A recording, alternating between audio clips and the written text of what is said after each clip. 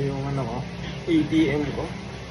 Ito yung plug-in panel. Ito yung design. Ganyan ko lang yung design. And then ito tayo sa dashboard.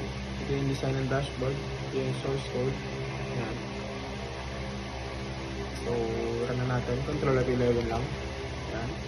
Ito lang natin. So, pag hindi mali yung ano natin na ito yung check. Yung 1, 2, 3, 4. Yan. Invalid credentials. So, ang credentials na nakalagay natin is user.